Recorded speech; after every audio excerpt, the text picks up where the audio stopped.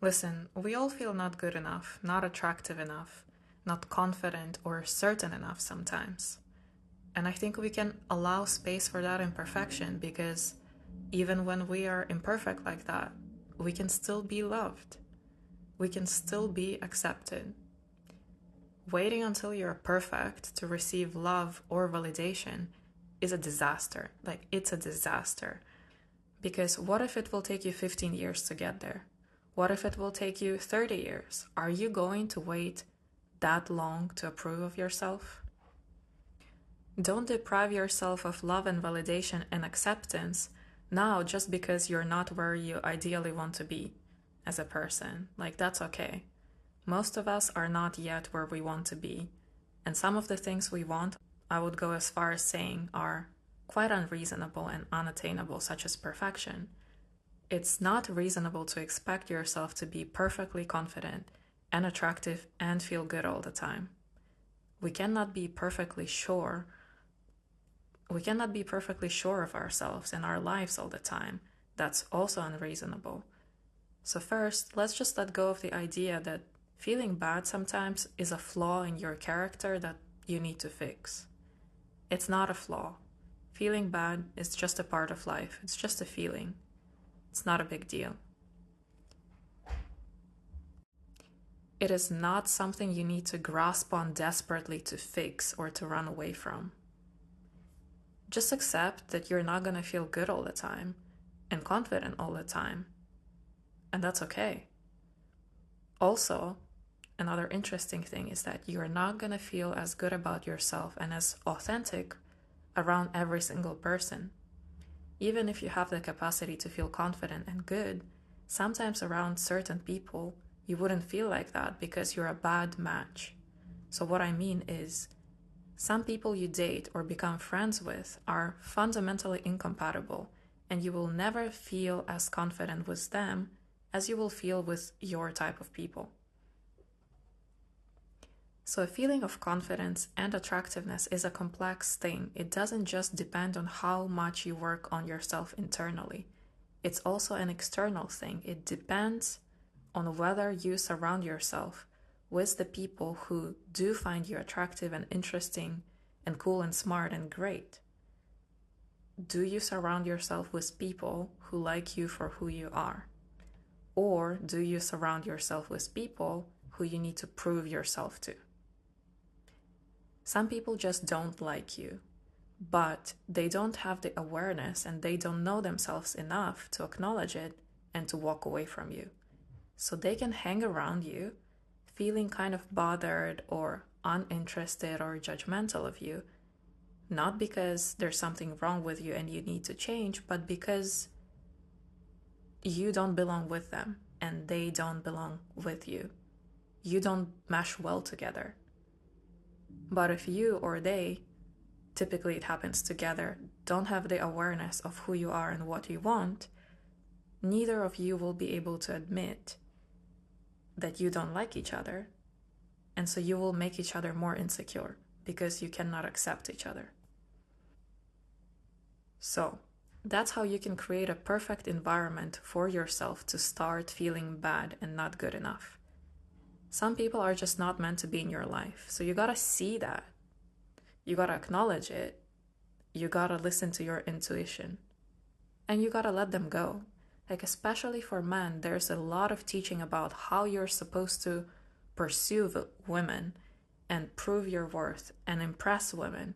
But while you're doing that and working so hard on impressing someone and pursuing someone, what if they like you based on that? What if they don't even know who you are? Are you showing who you are, or are you just trying hard to get them to validate how good you are? So what ends up happening a lot of the time is men are not used to unconditional love, so they're choosing women who are not interested initially and are not attracted to them initially, and then they think it's going to be like a really amazing like ego boost for them to get the woman who doesn't want to be with them. But is that a good thing if a person who you want to pursue does not want to be with you. That's not a good thing. A good thing is you being into someone and them being into you and you naturally just wanting to be together. So don't chase after someone who doesn't want you. Don't try to prove your worth to them. Get used to more unconditional love and acceptance, and it might feel weird and you might be addicted to chase, so it might feel boring to you to meet someone who's just into you from the start. But that's a good thing. That whole pursuing someone thing, someone running, someone chasing, is really weird. It's almost like there's an uneven foundation there. Or maybe it's even. Maybe it's two people equally not feeling good enough. So one person is chasing, thinking, okay, if this person doesn't like me, I'm more interested. And now I'm going to run after them and prove myself to them. And once they finally like me, I'm going to be like, oh yes, I got them. And the other person who's running away is like, okay, I don't feel good enough to stay and be available, so I'm going to play hard to get. And I'm going to make them work for it because I feel afraid that if I just stay and act natural and am available, they're going to lose interest. So it's essentially two people who are not feeling good enough and who are trying to prove their worth. What's the point? Isn't it just better to be with someone who already likes you? Someone who's like your best friend but also attractive? Like, it's so much better. Like, self-worth is not something to be proved to other people. It's not something you wait for the other person to give you. It's something that you have internally and inherently, whether someone recognizes that or not. You have it anyway. Even when you fail to recognize it, you still have it anyway. Don't defend yourself and take it personally if someone did not find you attractive or interesting enough and try to prove them otherwise. It's okay. You don't need to listen to everyone's opinions of you 100% of the time and let them influence you. You don't need to let them shake how you feel about yourself. Equally, you don't have to run from feedback. You can listen to it, and then you can decide for yourself whether you want to believe in it or not. Even if someone rejects you and someone doesn't like you, you can still continue believing that you're good enough. That's your opinion. That's independent of the feedback of the people you date. Don't base your self-worth and self-acceptance off other people all the time. I know that's what we're used to normally because we grow up seeking validation and approval first from our parents, maybe siblings, our community, school, peers. So it's normal, but we don't have to continue that. Now that we're no longer children and we're more independently minded, we can approve of ourselves. We can decide what we believe in independently from other people. Other people are not our parents. They don't decide whether we're good enough, whether we're smart enough, whether we're attractive enough. They can only decide that for themselves. They cannot decide that for us. But again, some feedback is helpful, such as if you're repeatedly told that you're bad at communicating in a relationship, that's certainly something that you can listen to and try to address and work through to become a better person.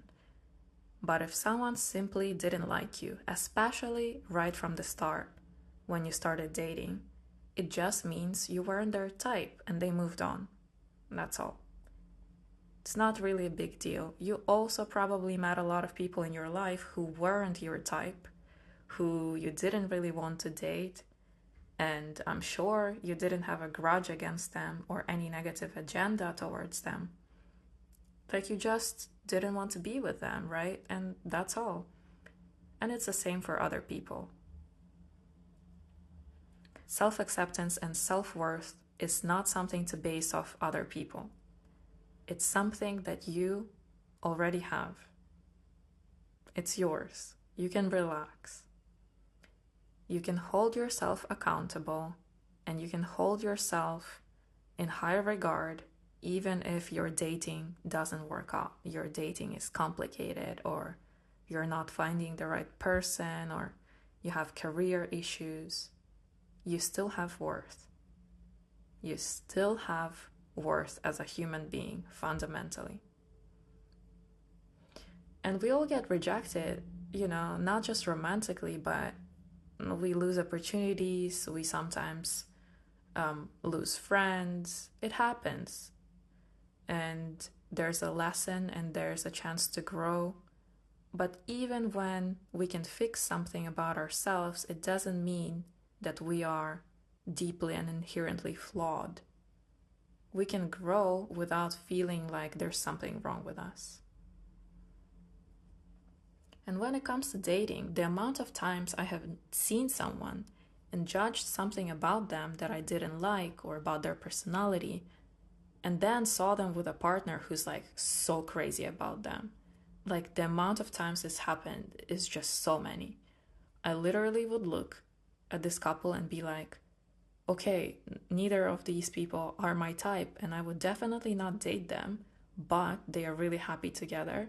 They adore each other. They're like flirting and making out and hugging each other.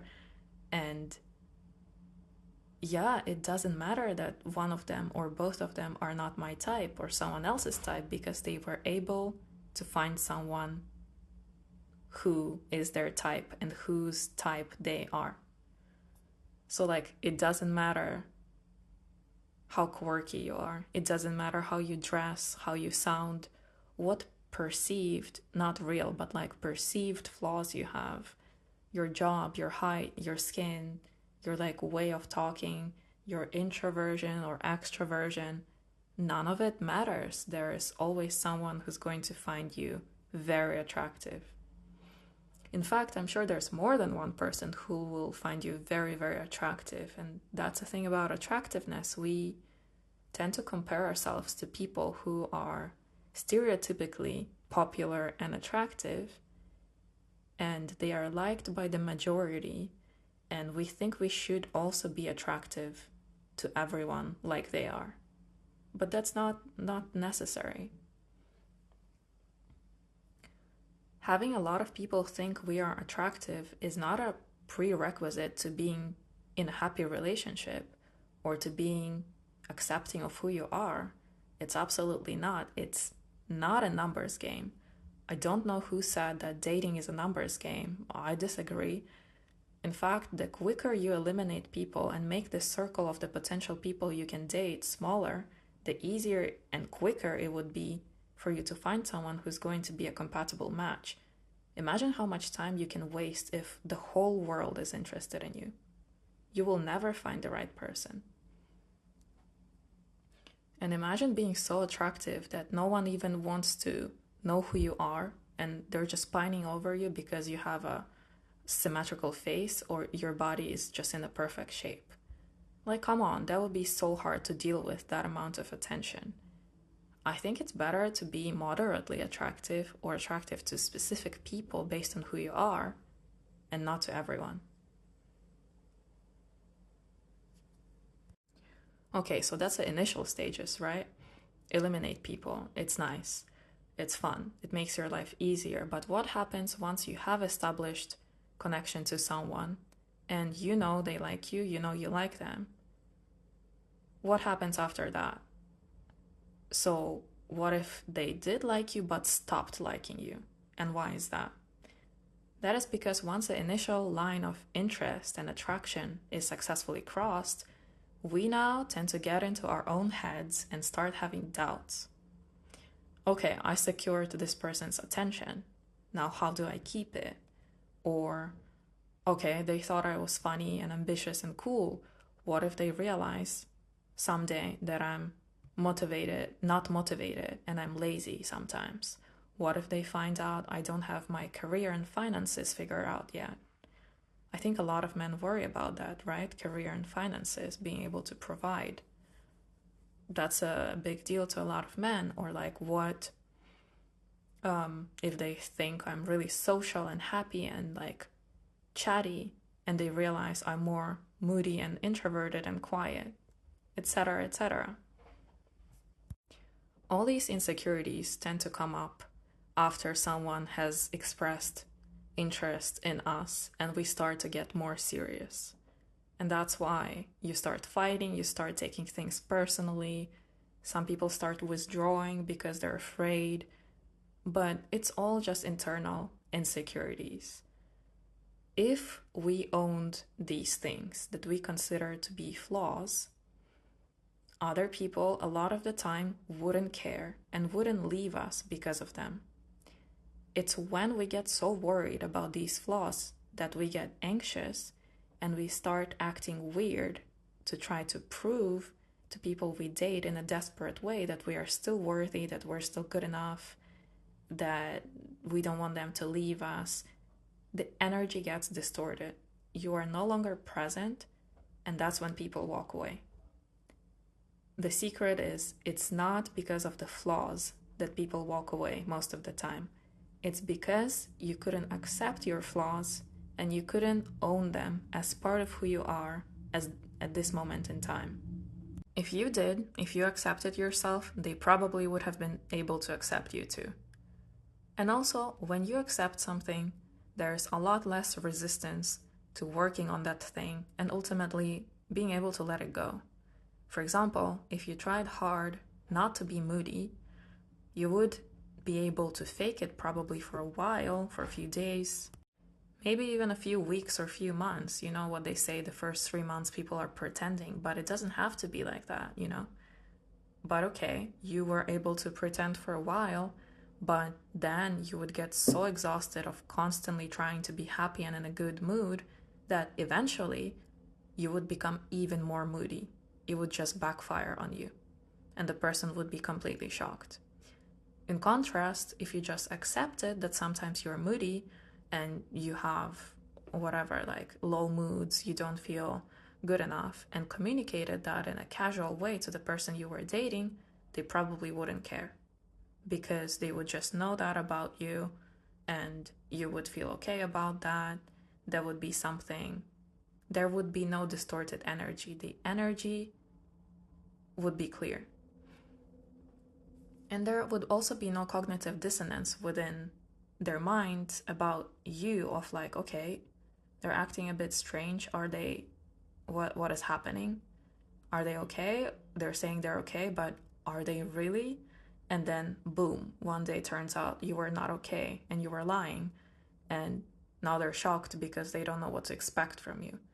Whereas if you communicate what you think and how you feel from the start, no one is surprised. No one is shocked. It's just easy, you know? I think men tend to think it's easier to not communicate because then you will have less problems. But in the long run, the things that you ignore and hide and repress within yourself tend to just become more and more serious and more intense. And they come out in strange ways.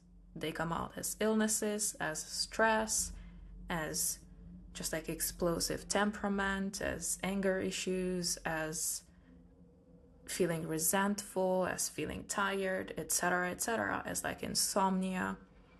So even if you would not acknowledge that you're feeling bad, it will come out and it will backfire on you. So it's always better to just say it. Yeah, so essentially, people are much more accepting of us than we think when we are accepting of ourselves. And even, let's say they rejected us because we were moody, hypothetically, you wouldn't get so triggered or so hurt because if you accepted that within yourself, you would not take it personally if someone didn't like that.